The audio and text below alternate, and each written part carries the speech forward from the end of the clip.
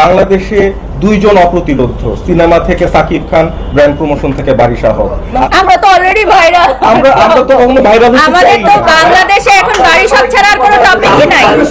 বাংলাদেশের সাকিব খানের পর একমাত্র অপ্রতিদ্বন্দ্বী বলতে যদি কোনো নাম থেকে থাকে সেটা হচ্ছে বারিশা হক।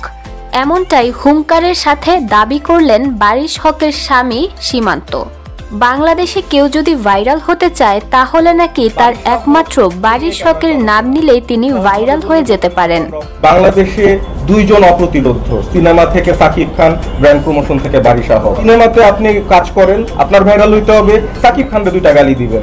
মেয়েদের মধ্যে কেউ ভাইরাল হতে চাইলে অন্য কোনো নায়িকার নাম নয়, কেবল বারিশা হকের নাম নিলেই ভাইরাল হয়ে যেতে পারে যে কেউ। রুবায়েত ফাতেমা, তনি তো দূরে থাক, অপু বিশ্বাসও বারিশা হকের কাছে কিছুই না।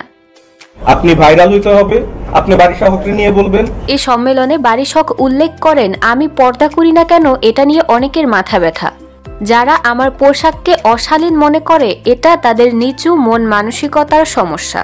আমি খোলামেলা পোশাক পরবো কি আমি পর্দা করব এটা সম্পূর্ণ এর ব্যক্তি স্বাধীনতা, এটা শুধুমাত্র তাদের নিচু মন মানসিকতার। সেই সাথে বারিশা হকের হাজব্যান্ড আরো বলেন, অপু বিশ্বাস তো ছোট হাফ প্যান্ট পরে নাচানাচি করে, তখন আপনাদের সমস্যা হয় না কেন? অপু বিশ্বাস তো হাফ প্যান্ট পরে নাচানাচি করছিল, এটা কি কমিউনিটি স্ট্যান্ডার্ড না?